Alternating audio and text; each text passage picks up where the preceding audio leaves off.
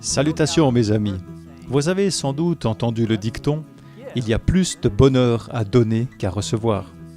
C'est Jésus qui l'a dit, et c'est ce que nous rapporte Actes 20 au verset 35. Et pourtant, dans le monde d'aujourd'hui, où l'on se concentre tellement sur ce que l'on peut obtenir, ce dicton inspiré peut sembler plutôt banal à certaines personnes. Cependant, ce proverbe est vrai, et il attire notre attention sur quelque chose de bien plus grand que nous-mêmes, nous encourageant à nous tourner vers Dieu, qui est le donneur de toutes les bonnes choses. Aujourd'hui, nous allons parler de la gestion chrétienne. Qu'est-ce que la gestion? Un dictionnaire la définit comme la conduite, la supervision ou l'administration de quelque chose, en particulier l'administration prudente et responsable de quelque chose confié à ses soins. Et comme vous le savez, mes amis, lorsque nous y réfléchissons, nous réalisons que tout ce que nous avons, notre temps, notre argent, nos compétences, notre santé, notre vie elle-même, vient de Dieu. Et il nous demande d'être des administrateurs attentifs des nombreux magnifiques dons qu'il nous a faits. Voici comment l'explique la croyance fondamentale numéro 21 des Adventistes du 7e jour sur la gestion chrétienne de la vie. Nous sommes les économes de Dieu. Le Seigneur nous a en effet confié du temps, des occasions, des aptitudes, des possessions, les biens de la terre et les ressources du sol, et nous sommes responsables devant lui de leur bon usage. Nous reconnaissons ses droits de propriété en le servant fidèlement, ainsi que nos semblables, en lui rendant la dîme et en lui apportant des offrandes destinées à la proclamation de l'Évangile, au soutien et au développement de son Église. Gérer notre vie en chrétien est un privilège que Dieu nous accorde afin de nous faire grandir dans l'amour et de nous aider à vaincre l'égoïsme et la convoitise. L'économe honnête se réjouit des bénédictions accordées à ses semblables comme fruit de sa gestion fidèle.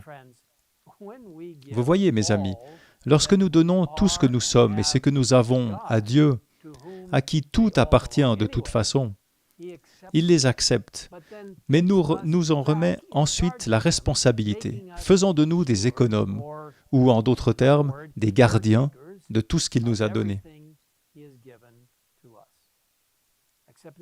Accepter notre responsabilité en tant qu'économe de Dieu brise la tendance à mener des vies égoïstes et nous fait prendre conscience de l'exemple durable d'intendance que nous a donné Jésus, qui a tout donné pour nous.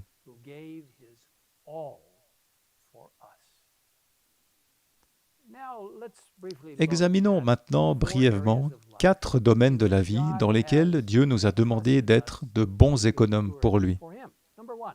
Numéro 1, nous-mêmes.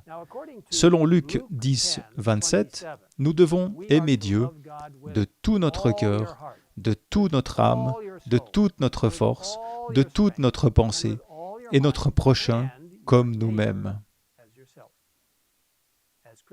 En tant que chrétiens, nous avons le privilège de développer notre force physique et mentale au mieux de nos capacités et de nos possibilités, en suivant les merveilleuses directives de santé qui nous sont données dans la Bible et dans l'esprit de prophétie. Ce faisant, nous rendons honneur à Dieu et pouvons devenir une bénédiction pour les autres. Numéro 2, les capacités. Dieu a donné à chacun d'entre nous des capacités particulières. Certains sont doués pour la musique, pour parler, écrire, enseigner. D'autres sont doués pour les métiers manuels ou les sciences. Certains se font facilement des amis et s'intègrent bien aux autres, tandis que d'autres sont plus discrets et travaillent dans l'ombre. Dans tous les cas, chaque talent peut être utilisé pour glorifier celui qui le possède ou celui, C majuscule, qui nous a fait ce don, Dieu lui-même. Les bons économes utilisent généreusement leurs dons pour en faire profiter les autres et rendre gloire à Dieu. Numéro 3, le temps. En tant qu'économes fidèles, nous glorifions Dieu par une utilisation judicieuse du temps. Dans Colossiens 3, au verset 23, nous lisons « Tout ce que vous faites, faites-le de tout votre cœur, comme pour le Seigneur et non pour des hommes. Et dans Éphésiens 5, versets 15 et 16,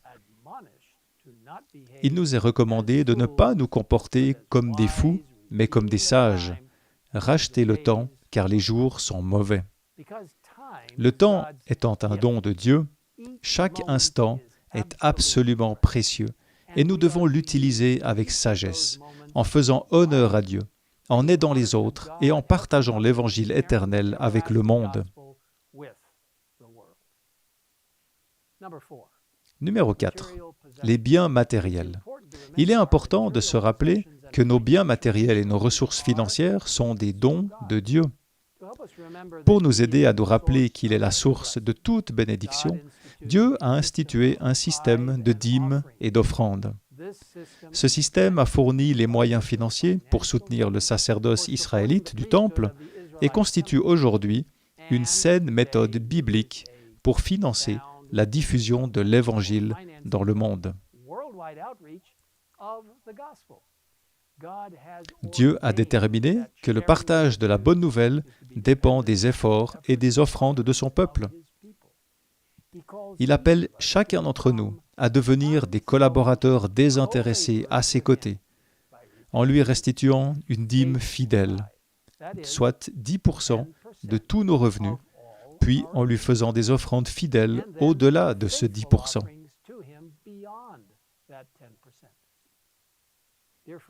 Mes amis, nous ne pourrons jamais surpasser le Seigneur. Je tiens à le souligner personnellement. Laissez-moi le répéter. Nous ne pourrons jamais surpasser le Seigneur. Et il nous a placés dans le rôle d'économe pour notre propre bien. L'une des raisons pour lesquelles Dieu nous demande de lui consacrer toute notre vie, notre temps, nos compétences, notre corps et nos biens matériels, est d'encourager notre croissance spirituelle et le développement de notre caractère. Lorsque nous sommes conscients du fait que Dieu est propriétaire de tout l'amour incessant qu'il nous accorde à nous tous, notre amour et notre gratitude sont nourris. La gestion fidèle est une protection contre la convoitise et l'égoïsme et conduit au développement de l'économie et de l'efficacité. Les vrais intendants chrétiens bénissent les autres parce qu'ils s'engagent au service des autres et sont prêts à partager ce que Dieu leur a gracieusement donné et qui pourrait bénéficier à quelqu'un d'autre. Et c'est en gérant notre temps, nos talents et nos ressources que nous pouvons également être une bénédiction pour l'Église de Dieu. Il en résulte un corps ecclésial fort, impliqué dans le partage des bénédictions que le Christ a accordées, prêt à répondre à tous les besoins de la cause de Dieu. Grâce à une gestion fidèle, l'Église disposera de fonds suffisants pour soutenir le ministère, étendre le royaume de Dieu dans son voisinage immédiat et l'étendre aux endroits les plus reculés de la terre. Nous travaillons ensemble de manière dynamique et Dieu nous bénira. Si vous souhaitez en savoir plus sur la gestion chrétienne de la vie, je vous invite à visiter le site indiqué à l'écran. Mes amis, dans Luc 6, au verset 38, Jésus nous a donné cette merveilleuse promesse. « Donnez et l'on vous donnera.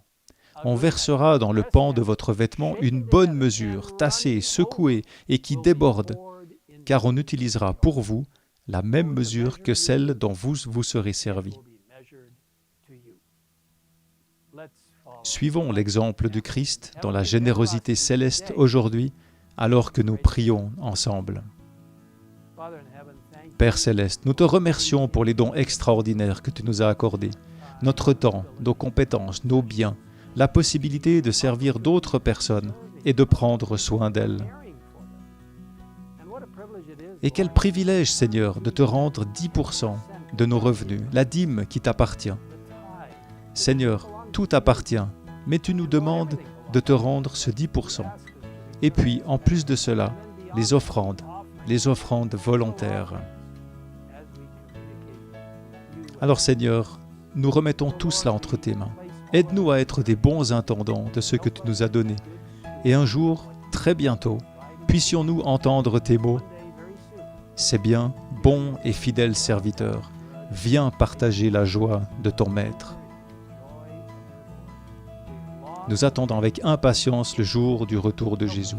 Aide-nous, Seigneur, à être de bons administrateurs, alors que nous attendons ce merveilleux événement. Au nom de Jésus, Amen.